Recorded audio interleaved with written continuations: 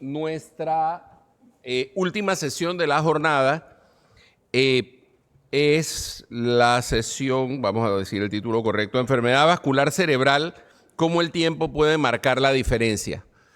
El moderador de esta sesión va a ser el doctor Rainier Rodríguez, neurólogo del Hospital Paitilla, y teníamos un panel preparado, pero por razones de atención a pacientes, dos de los que iban a participar en la mesa redonda no van a poder asistir, pero siempre hay cómo resolver. Así que los que van a participar en la mesa redonda, además de Rainier, va a ser el doctor Carlos Cantú, que él no tenía pacientes que ver hoy, porque los suyos están muy lejos. Y después van a participar el doctor Anastasio Amejeiras, que es neurocirujano con especialidad en terapia endovascular y es uno de los pioneros en terapia endovascular aquí en Panamá.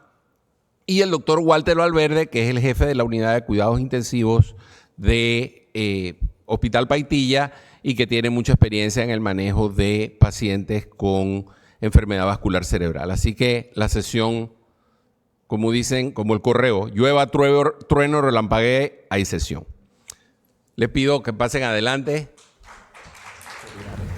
Así que bueno, queremos agradecer al doctor Cantú su visita en Panamá y también darle las gracias en especial al doctor Anastasio Almejeira, el cual conozco desde hace muchísimos años atrás. Sin duda alguna es uno de los profesionales de la neurología, neurocirugía, de endovascular, de más experiencia, sin duda alguna. Es pionero en esto de hace muchísimos años en nuestro medio. Así es que bueno, vamos a iniciar esta interesante mesa redonda.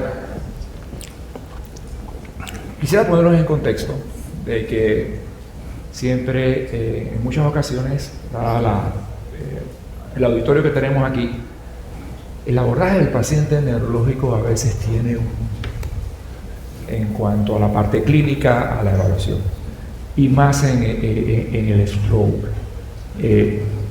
Estaba escuchando, vi su diapositiva de cuál ha sido la evolución relativamente rápido de los cambios que ha habido en el manejo del stroke.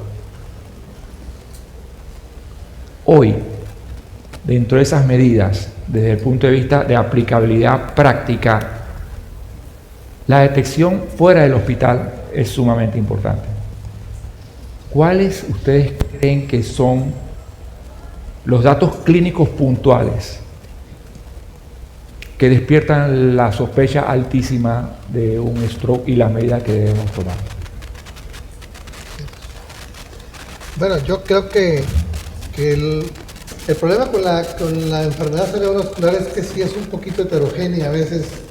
Lo más sencillo es que tiene que combinarse lo agudo, o sea, que acaba de ocurrir, alguien que estaba bien, y focaliza. Focalizar neurológicamente quiere decir que una parte de su cerebro no está trabajando bien, ya sea la parte motora, la parte del lenguaje, la parte visual. Entonces hay síntomas muy típicos, ¿no? Alguien que de repente está hemipléjico, pues ese es un dato de los más fáciles de hasta en la calle todo el mundo lo diagnostica, pues. Y luego tenemos otros que son más complejos, que son trastornos más conductuales o de otro tipo, o los que empiezan con cefalea, y pues la cefalea es muy frecuente en la población, y entonces a veces no se le hace tanto caso. Entonces yo diría que la forma más sencilla por la cual llegan a urgencias rápido es porque hubo datos muy típicos, y lo motor y el lenguaje son muy típicos y la gente lo detecta y se va a los hospitales. Tenemos el problema con los demás síntomas, a veces que el mareo, que el vértigo, que a veces la gente no lo interpreta, o hay otras causas más fáciles, ¿no? Entonces no salen corriendo a urgencias. Y luego, pues digo, es que no es como el infarto al miocardio, que es muy típico toda la clínica, entonces todo el mundo sale y pues está en las clínicas de dolor para rápido ver si era cierto o si era un falso, pero en el cerebro se batalla todavía, hay un porcentaje alto de que llegan tarde precisamente porque no supieron reconocer los síntomas originales. Esa es más o menos la opinión, no sé cómo... Sí, yo creo que definitivamente que también hay gracias a Dios, el porcentaje de pacientes con este inicio focal o sea que no se nos tendríamos que buscar mucho estos síntomas porque van a estar presentes en los pacientes. Quizás los síntomas más raros se le pueden ir hasta el más experimentado de todos. Así que, como bien decía usted, yo pienso que si uno puede estar claro en el concepto de lo que es un trastorno o una alteración focal, que es, como bien decía el doctor Cantú, una aparición súbita de un déficit neurológico, que un lado esté bien y el otro no esté bien, ya eso debe alertar y hacer que el paciente busque un cuarto de urgencia lo antes posible. Hay algunas escalas prehospitalarias para personal quizás no médico, pero sí relacionado con la salud, que se pudieran usar, de hecho están disponibles, pero para personal médico que estamos acá, pues sí, quizás es como enfatizar mucho, como decía el doctor Cantú, en la parte focal. Y como hemos siempre hablado, los neurólogos y los neurocirujanos, el cerebro, pues el tiempo es vital y es parte de la razón por la que estamos hoy conversando aquí. Si nos demoramos un poquito, más vale perder unas horas en el cuarto de urgencia ante la sospecha de algo que no es. Me voy con el ejemplo que acaba de poner el doctor Cantú, el infarto al miocardio. A todo el mundo que le duele el pecho, puede ser una gastritis, va corriendo a urgencias sin ningún reparo. A la enfermedad vascular cerebral quizás no le pasa lo mismo. Entonces demoramos y casi siempre es como esta forma de pensar de que la cosa se va a ir y que no va a pasar nada, pero eso no es cierto. Ahora, en la detección temprana del stroke, fuera del hospital, la gente que no es médico y los familiares son de los primeros que pueden ayudarnos a detectar. Yo creo que ustedes van a estar de acuerdo conmigo en la percepción o en la idea de que los programas educativos, no sé en México cómo están a la población general, quizás no sean tan consistentes o no sean tan efectivos con la periodicidad que deberíamos tener para la detección de una entidad tan importante y tan determinante en su manejo para el outcome de los pacientes. Pues esa parte sí la considero yo que si nos remontamos a una década, pues como no había tanto que hacer, digo, siempre ha habido el trombolítico ahí como una opción, pero era una parte menor realmente para todo lo que hay ahora. Ahora sería muy importante que sabiendo, imagínate, llega alguien hemipléjico y lo trata uno y sale caminando, o sea que ya cambió eso de que el paciente quedaba muy grave. Entonces, a la hora que sí se requieren programas para que la población reconozca, ya en México se han hecho, sobre todo en el área de Monterrey, hay un doctor que le gusta hacer encuestas en la calle de si la gente reconoce o no el evento, el doctor Góngora del Hospital Universitario de Monterrey, Nuevo León, y hace estudios en la población para ver si logran identificar cuáles datos son y todavía anda en 50%, 60% de gente que reconoce y otro 40% que no, ni siquiera los datos más elementales. Entonces sí se requieren programas y luego se requiere hacer ese tipo de encuestas en la población para ver si es cierto que la población ya conoce. En Estados Unidos, que pues nosotros ahí los tenemos enfrente, tan lejos de Dios, tan cerca de Estados Unidos. Entonces, ahí lo que tenemos es, así dice el presidente mexicano, pues, vemos un montón de programas donde en las apps, hasta en español, viene cuidado donde le enseñan a una persona desde chico cuáles son los datos típicos y si no puedes mover el brazo, si se te chueca la boca o si no puedes mover el pie, no puedes hablar rápido, vete al hospital. Y son unos videitos que circulan por todos lados, muchas apps que tienen ellos, en todos los, no nada más en inglés, en español existen claramente, a veces los tenemos que tomar nosotros.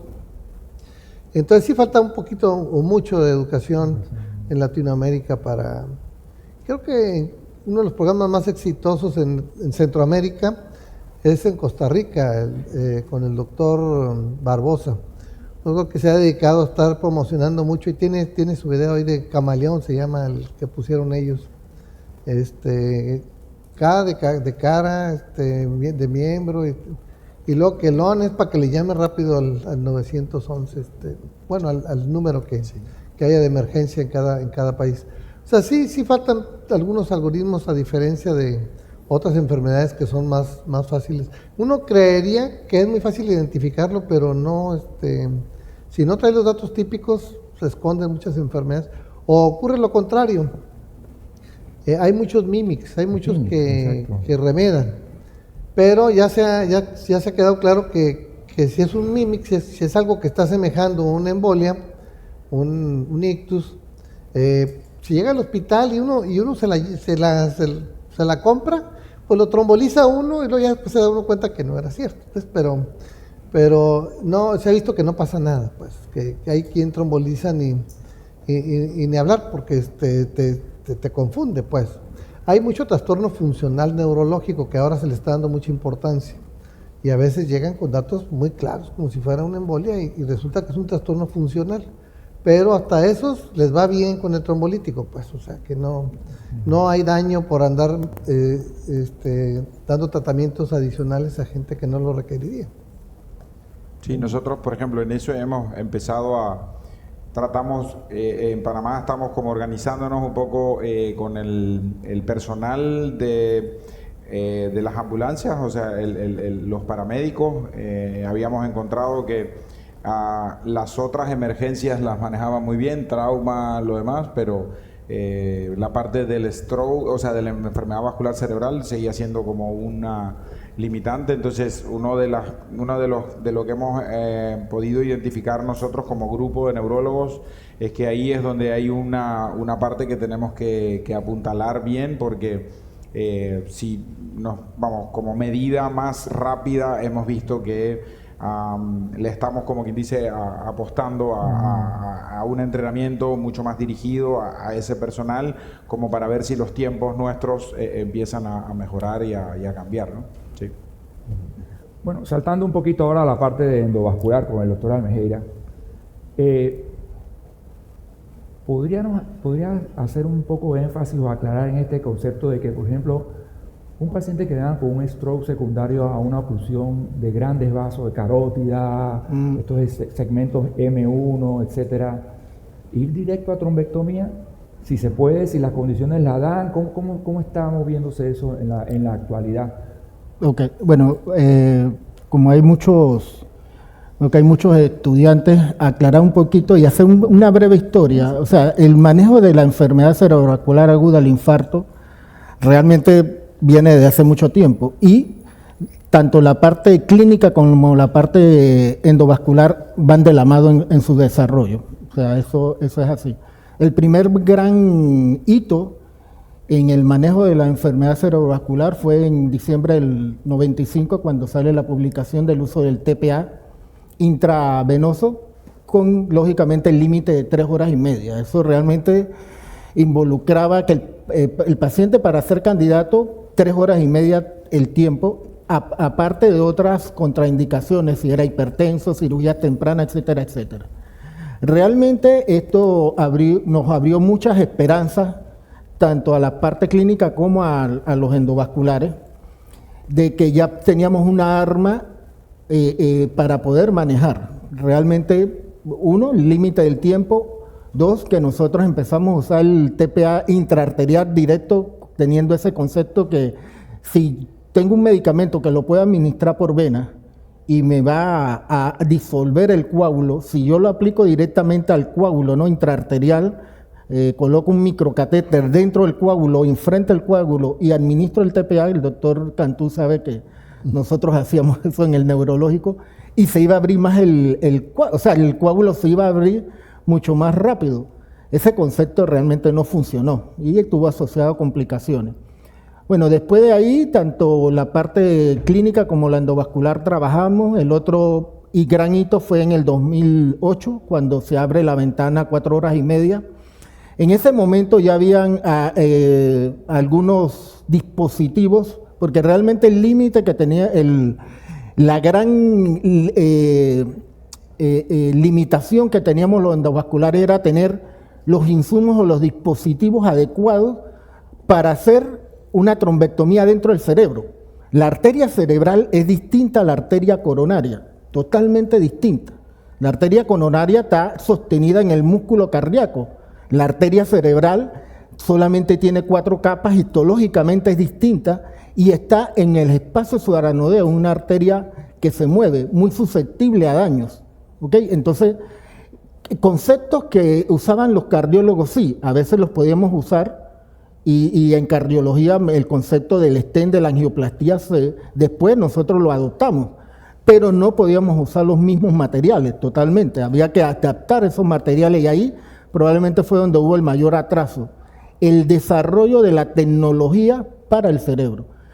Entonces pongámonos que hasta en 2010, 2015 se fueron desarrollando sistemas hasta el gran hito del 2015, en donde sale publicada el estudio Mr. Clean.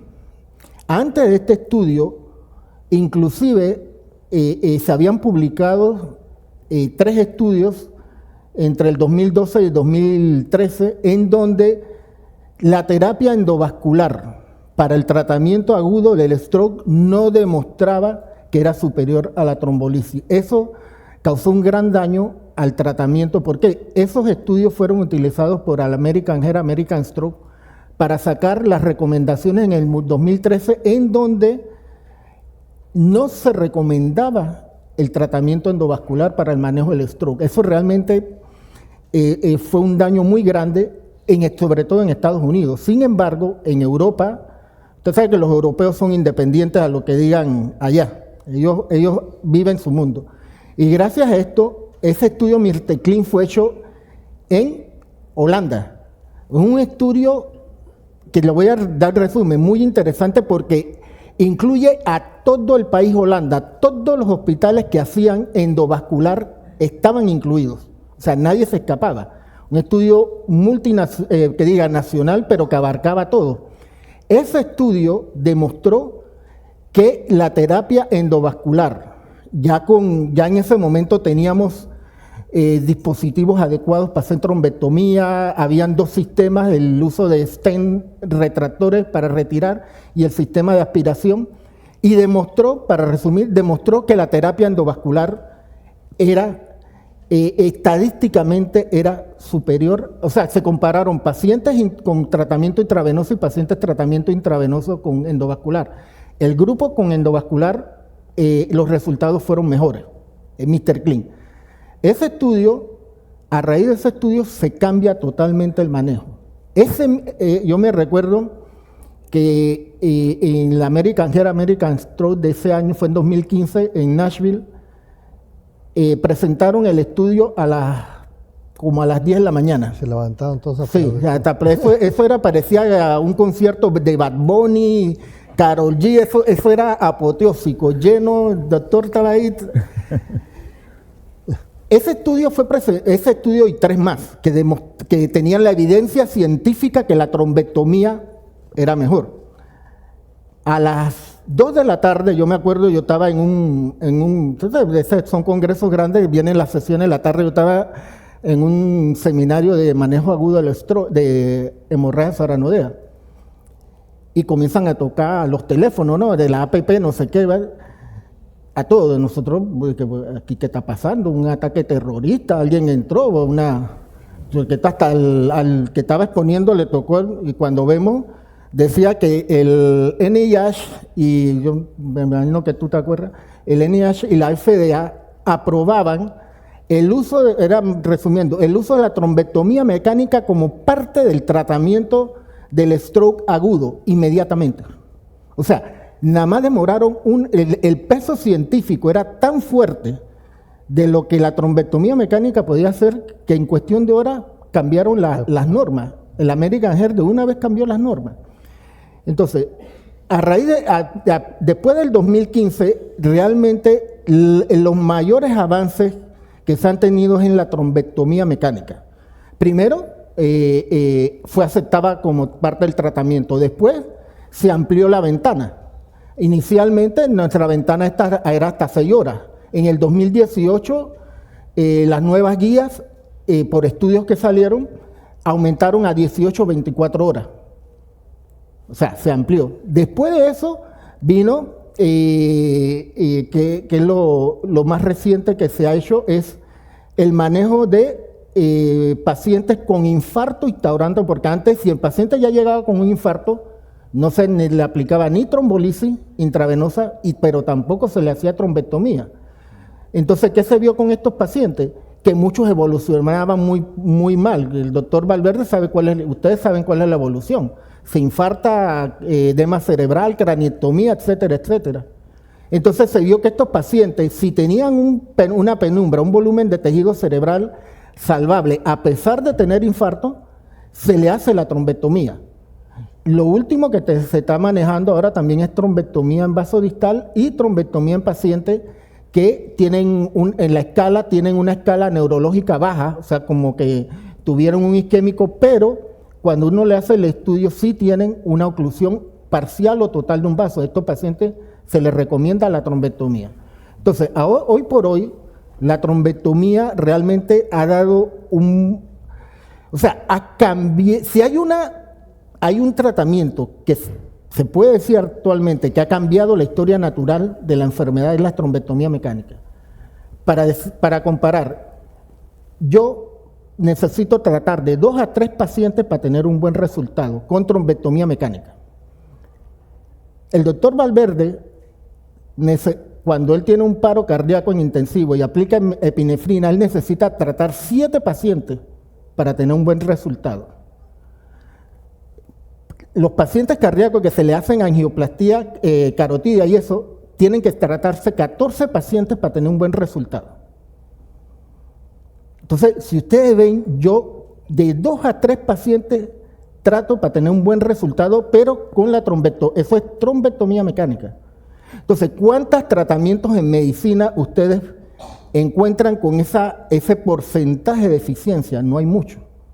Entonces, hoy por hoy la trombectomía mecánica, y aquí lo puede decir Rainier, el doctor, o sea, es parte invaluable del tratamiento agudo del stroke. Y una cosa, realmente hoy por hoy ya eso de la ventana, que si cuántas horas viene el paciente, eso ya no se está manejando. No sé si ahora lo que se postula, si el paciente viene, no importa las horas, usted evalúa si el paciente tiene penumbra, o sea, tiene tejido cerebral salvable. Si lo tiene, va para trombectomía. Va para trombectomía. Quería preguntarle al doctor Cantú, ¿usted la experiencia de usted en cranectomía descompresiva para los malignos, síndrome maligno de la cerebral media? ¿Qué opinión tiene? Bueno, esa es una parte más compleja que evidentemente por el tiempo no tocamos, pero los infartos cerebrales cada vez aparecen a edad más temprana, así como dijeron con lo del cáncer. Ya no son los viejos. De hecho, que llegó arriba de 75 años, por algo llegó a esa edad, entonces como que esos ya la libraron. Y entonces estamos viendo la enfermedad a edades más jóvenes, y si tiene menos de 60 años en particular, el quitar un pedazo de cráneo y ya no ponerlo, o sea, una craniectomía, hemicraniectomía, tiene que ser generosa, o sea, se tiene que quitar para que por ahí se salga el cerebro. Los pacientes menores de 60 años tienen aparentemente una evolución, vuelven a caminar, pues. Si es del lado izquierdo, pues tiene el problema que lo van a dejar con afasia, pero si es del lado derecho va a estar con más fácil. Entonces son pacientes que logran tener una buena recuperación y andan los momios, así como dice, de cada 2 uno se Bueno, cuando menos salva la vida, sin duda, tiene el riesgo de que algunos pueden quedar en silla de ruedas, y si al paciente no le gustaba la silla de ruedas se enojan y pueden decir que para qué le hicieron, para qué lo salvaron, pero desafortunadamente ahí no toman la decisión ellos, siempre la toman los familiares, pero es una cuestión que hay en casos. Yo digo que ya mayores de 60 años se tiene que pensar bien porque la probabilidad de discapacidad es muy grande. Entonces, sí se hace, ¿no? Pero yo lo he visto en 65, 70, y bueno, yo que ando en los 60 digo, no, pues sí, a ver, pues todavía échenle por sí valdría la pena o no. Entonces se batalla, ¿a qué se le llama joven? Pues, pero entre más joven funciona más. Ajá. Pero creo yo que lo que acaba de mencionar Antonio es muy relevante, La trombectomía se va a convertir en algo que tenemos que tener ya en la mente y por eso tienen los hospitales que estar preparados. Todos los servicios tienen que tener, si no se pudo la trombólisis, entonces tiene que ir rápido para que... y lo que estamos batallando es implementar eso en nuestros países, porque no hay mucha gente que sepa meter el catéter hasta allá arriba y pues aquí sí es fácil, ¿no? Digo, tienen alguien que sí lo puede meter y saca el trombito. Se está queriendo que todos aquellos interesados en enfermedad cerebrovascular, por ejemplo en neurología, cuando alguien termina de ser neurólogo se puede dedicar 1 año o 2 años a puro stroke. Y dentro del entrenamiento está incluido que deba de saber sacar, como si fueran cardiólogos intervencionistas, los neurólogos podrían entrar y poder sacar, porque no hay gente que sepa, no hay especialistas, y la carrera la carrerita que hizo acá, hacen neurología, neurocirugía, terapia endovascular, y luego, es la carrera más larga que existe en medicina, 11 años, y aquí lo que se quiere nada más es que aprendan a sacar el trombo, no a hacer aneurismas, malformaciones que son mucho más complejas.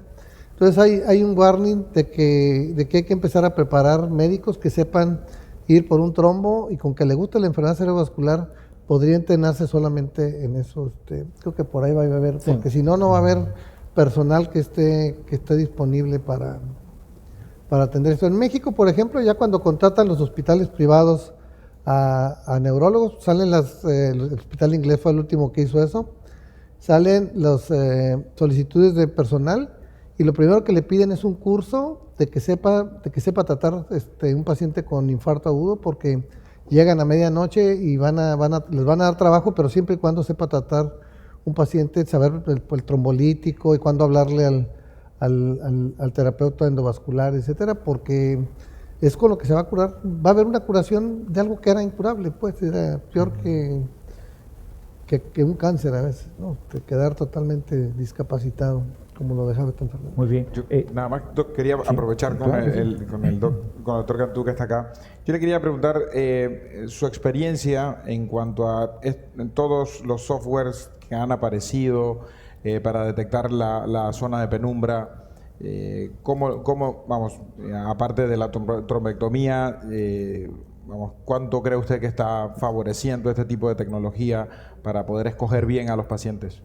Sí, aquí esa parte sí es muy importante, porque uno cree que el ojo de buen cubero, como llamamos, es capaz de distinguir si hay o no hay penumbra, pero está claramente demostrado que todo lo automatizado, pues digo, así viene la inteligencia artificial, pues, todo lo automatizado es más preciso y se lo da uno con... Y como bien dicen, ahora se está viendo que con que haya un poquito de tejido salvable, es muy probable que el paciente mejore, porque el concepto que se tenía de que esa lesión que ya se veía tan grande en la difusión, luego resulta que no estaba todo destruido, que realmente era parte de imagen, pero bioquímicamente todavía no está tan mal, y se vuelve a ver alguna recuperación, hay mucha reparación pues en el cerebro, ¿no? Entonces, tener sistemas automatizados tipo Rapid, que es el que más se utiliza en el mundo, es fundamental.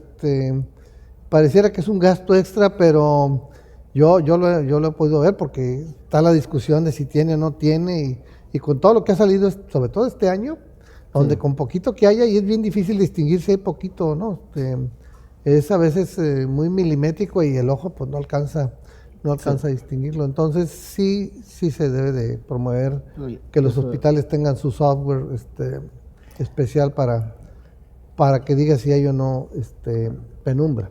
Y lo otro que quería le quería preguntar, y creo que Tacho también tiene experiencia en esa parte. En Panamá tenemos el problema de la disponibilidad de neurólogos. Entonces, experiencias de ambos en cuanto al personal, quizás no neurólogo, como parte del manejo de la parte aguda de la enfermedad vascular cerebral. Sí, esa parte, pues, digo, en Panamá no sé cómo, pero si les doy cifras de México, 130 millones de habitantes y somos 1,100 neurólogos, entonces, pues no. Imposible que los neurólogos vayan a tratar esta enfermedad cuando es una enfermedad que cada 4 minutos hay un evento. Entonces, lo están manejando los urgenciólogos, o sea, el urgenciólogo se está preparando como si... Es más, en los cursos de ATLS ya incluye el manejo del infarto agudo cerebral, precisamente porque es el urgenciólogo, el del primer contacto, el que tiene que empezar a hacer todo. Y lo que ha funcionado mucho, por ejemplo, allá en el instituto, pues lo hacemos todos los días, es que está la telemedicina. Entonces, en cuanto llegó el paciente, ya le avisaron a uno que hay un stroke, y entonces empiezan a mandar las imágenes y todos podemos opinar sobre el paciente. Y entonces son otros sistemas que hay tipo Joint, que lo anda promoviendo mucho también a nivel internacional, donde todo el mundo está conectado y está platicando uno del caso, y puede uno decir, no, este no lo trombolices por este motivo, o el otro dice, no, adelante ya, no te... Es más, muchos de los que se entrenan con nosotros ahí en el instituto, y luego se van a provincia, les da un poquito de miedo ya cuando están en la práctica, y nos envían los casos. Oiga, ¿cómo ve usted? ¿Qué opina? No, ya métele. Uno tiene que, desde lejos está uno, tenemos un centro de stroke, ¿no? Entonces, está como subutilizado, ¿no? Porque Claro. pues realmente no llegan así a cada rato, pero podemos estarle dando servicio a gran parte de la población a través de telemedicina. Sí, bueno, te voy a comentar algo. Generalmente el director del equipo de stroke es un neurólogo, ya sea neurólogo vascular o neurólogo general. Y realmente esto no es solamente una deficiencia a nivel mundial, hay una deficiencia de neurólogos. Entonces, está ocurriendo algo muy curioso, sobre todo en Europa, India, China, tal vez otros países por ahí de Corea, tal vez, en donde se está tratando de el neurólogo sacarlo de ser el líder del manejo agudo. Te voy a explicar. Por ejemplo, en Europa hay varios hospitales, al cual yo he ido a algunos. Llega el paciente cuarto urgencia. Cuarto urgencia, o sea, llega con una alerta stroke. El paciente es evaluado por el urgenciólogo, el médico del cuarto urgencia. El paciente no le hacen el CAT en cuarta urgencia, que es lo usual que hacemos. Pasa directamente a la sala de hemodinámica. En la sala de hemodinámica los equipos nuevos ahora hacen CAT. Le hacen el CAT. ¿Por qué? Al endovascular, que es lo que le interesa. Ahí está el de líder, es el endovascular. El endovascular, ¿qué es lo que le interesa? Saber si el paciente tiene sangre o no. Si tiene sangre, ahí termina todo. Bueno, una hemorragia aranoidea, bueno, le hace la arteria para que sea un aneurisma. O si ya tiene un infarto instaurado. Si tiene un NH alto y un aspect alto, de una vez le hace la arteriografía. ¿Okay? Y el neurólogo es llamado después. Por ejemplo, si el paciente era un isquémico transitorio, no quiero en trombectomía o vasodistal. Ese es un movimiento que yo realmente no estoy muy de acuerdo. Yo creo que los neurólogos, ellos siempre han sido los directores y la especialidad que ha llevado el rumbo del manejo del stroke. Y siempre hemos ido de la mano en manejo conjunto, el neurólogo con el endovascular. Es verdad, aquí en Panamá hay déficit de neurólogos, ¿ok? Y probablemente eso ha llevado a que a veces algunos programas sean manejados por otras especialidades que lo hacen bien, están bien entrenados. Pero esto es un movimiento en donde se quiere sacar, yo no sé si en México está pasando, pero en Europa está pasando, y China y India, o sea, el neurólogo ya no lo consideran como el líder del equipo de stroke, no lo consideran. Yo realmente yo en lo personal no estoy muy de acuerdo con ese manejo, porque creo que el neurólogo sigue siendo fundamental en estos pacientes. Es verdad, hay algún grupo de pacientes que van a terminar en trombectomía, en manejo del stroke, pero hay otros pacientes que van a necesitar ser estudiados, evaluados y manejados, en combinación, lógicamente, con intensivo. Sí, realmente la parte aguda, la parte que pone en peligro la vida y donde puede recuperar, no cabe duda que el que sepa meter el catéter, pues es el que lo va a tener que tratar. Pero la enfermedad vascular es muy compleja, no es tan sencilla. Todos los EBCs, todos los ictus, uno y otro son diferentes, y al final de cuentas requieren un neurólogo porque pues, sigue identificar por qué le dio, qué tratamiento preventivo se tiene que quedar, y entonces no nada más es rescatar al paciente, sino se requieren muchas otras cosas que no se vieron el día de hoy, porque pues, era nada más la parte aguda, pero no, tenemos todavía mucho que aportar. Exactamente. Y que si se queda solamente ya saqué el coágulo y ya se acabó, seguramente ese paciente pues va a recurrir. Muy bien. Bueno, vamos ya en la recta, en los últimos minutos. El alteplase, ¿se va por tecniteplase? Pues existe ya ahora sí que se cree que a nivel mundial que este es el último año que hay alteplasa, que debe de cambiar a tecniteplasa, porque es mucho más sencillo de usar, y la misma eficacia, un poquito mayor eficacia. No ha habido una diferencia tan grande que uno pensaría con el tecniteplase, pero es mucho más sencillo poner una ampolleta y se acabó, al otro que tienes que cargar pasar en 1 hora, y etcétera, el tiempo de cerebro. Entonces uno dice, bueno, pues esa hora en lo que está pasando, pues cuenta, ¿no? Entonces, de alguna manera, el problema que hubo siempre con el cambio a TNK fue que es la misma empresa que fabrica el otro, y aparte como que no hay copias, como que es difícil de copiar, entonces no hay competencia, pues. Entonces ellos podían decir en qué momento, pero la comunidad científica ha estado ya diciendo que no es posible que sigamos con Actilice o Alteplasa, que ya tiene que cambiarse al TNK. ¿Ya ustedes lo tienen en México? Sí, de hecho hay hospitales, curiosamente hay hospitales en la parte pública, ya ven que nosotros tenemos un seguro social grande, y luego resulta que en esos hay nada más tecniteplase, ¿no? Porque lo usan más para la trombólisis de infarto al miocardio, y pues ellos, los neurólogos, ya lo usan porque es el que hay. O sea, de repente el lugar que haya, pues ahí uno pone, por acá en Centroamérica, no me acuerdo qué país era, pero creo que era de Guatemala o de Honduras, donde lo que tenían era estreptoquinasa y decía que les iba re bien, que le ponían estreptoquinasa porque no había otra cosa, entonces, y muy barato, por cierto.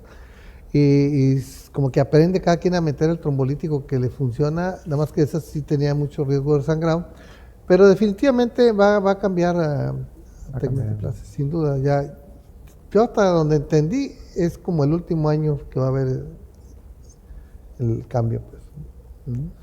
Bueno, muy bien. Rainier, no sé si quieres dar unos últimos...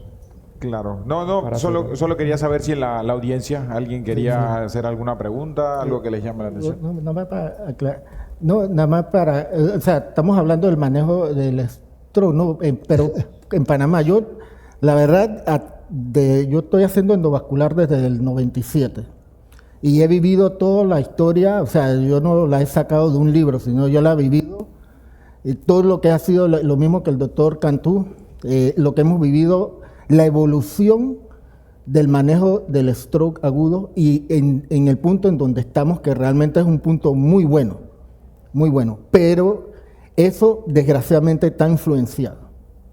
Y yo nada más para terminar quiero decir, o sea, cuáles son los 3 factores que en Panamá, que yo he visto en Panamá, afectan el manejo del paciente agudo en Panamá. 1, la diferencia del manejo de stroke agudo es muy diferente a nivel privado que a nivel público.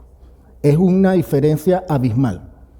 A nivel privado, usted tiene el equipo de stroke, tiene los médicos intensivistas, el neurólogo ahí a pie de cama del paciente, usted hemodinámica disponible, todos los materiales disponibles, catéteres, el tamaño, sabor, color, el que usted quiera, ahí está. Stent retriever, eso no pasa a nivel público.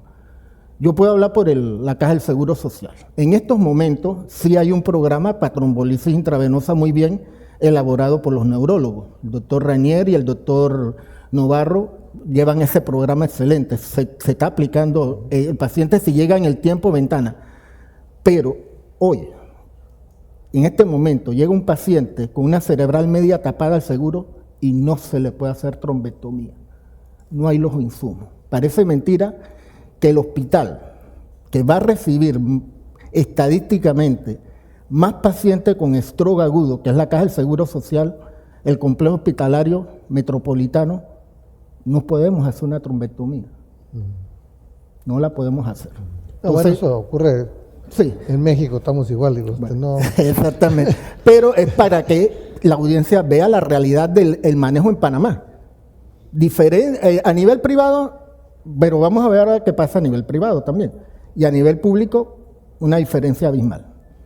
El segundo punto que yo he podido detectar es la enfermedad, el tratamiento del infarto cerebral agudo es oneroso, es caro en Panamá. Esa es una realidad.